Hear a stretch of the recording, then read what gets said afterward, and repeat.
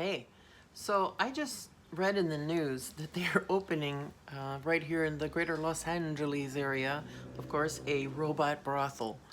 But of course they are. Of course they are. And you know what? I have to say, I think that that is probably the biggest win for feminism that I did not. I'm glad they came up with that because that is a huge win for feminism and I would not have thought of it. But I think it's perfect. So apparently the way it's going to work is that I saw the robots. They have lovely petite figures and big boobs. They're awesome. And apparently the customers would swap out their own mucous membranes of choice, let's just say, so that it's all sanitary. We're not dealing with any kind of a sloppy seconds scenario. That would be gross. And then, of course, the robot babes are fitted with artificial intelligence that programs them to speak when spoken to and to say what he wants to hear. And then she has to consent. That's the clicker for me, is that the robot prostitute has to consent, and then he can do whatever he wants. And so this will be a boutique thing in Los Angeles.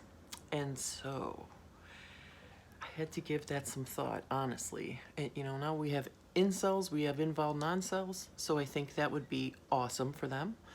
And as an involved non-cell myself, that's an involuntary non-celibate, like a lot of times when I wanted to be celibate and wasn't allowed to, I think that that is an actual feminist win. I think as a feminist, we should actually do like a GoFundMe and set up robot brothels like Starbucks, honey, just on every corner, not only in America, but the world, okay? It could be like a cornfield somewhere. There's a robot brothel. You know what I mean? Think about the burden that would take off of vulnerable women and girls. Like, I just recall being as a teenage sexual assault survivor. Like with me, what happened was after I experienced a number of very brutal rapes and beatings, and it just my alcoholic mom found it much more convenient to just tell me to shut the fuck up about that, and we would just march forward like nothing happened. So, like obviously my takeaway there as a 7-year-old was that people can do whatever they want to me, and it's not a problem unless I speak up about it. Okay, so I think I've done a great job of like unfucking all of that in my own little head. And I have to say, from my perspective that I have now, I think robot brothels, once again, are the greatest win for feminism. Because really, if it were at the stage of the game with some of our guys in this community, like obviously not all of them, but there's a percentage. So if they're at the level where they're doing robot brothels, I think that's fabulous, and they can just leave the vulnerable girls and women out of it. You know what I mean? Because of the way that I was raised, I didn't understand that my body was something sacred that was special for me. I really did believe that other people had just as much right to do whatever they wanted with my body as I did. And so I'm going to make a little separate video here in a minute about a time when a grown man followed me off the bus on my way home from school.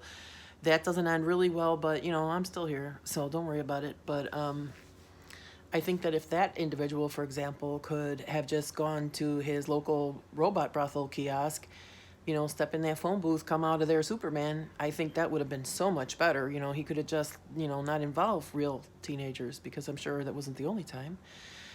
So, yeah, I think that it meets the need of a certain percentage of our adult males not being able to differentiate between women and inanimate objects.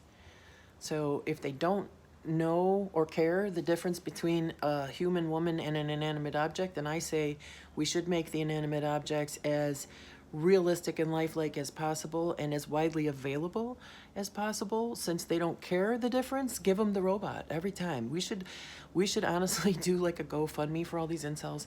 We will ship you your own private little robot with multiple attachments, changeable boobies when you get tired of her. Honestly, yes, we'll give her a new face. We could swap out the faces since they're using their own mucous membrane, so it's not icky, not too icky. But you know, I think we're onto something, guys. I really do. So that's my thought about it. Hit me up with your thoughts about it, Teresa at teresavalentino.com. No need for an H in Teresa. Thank you.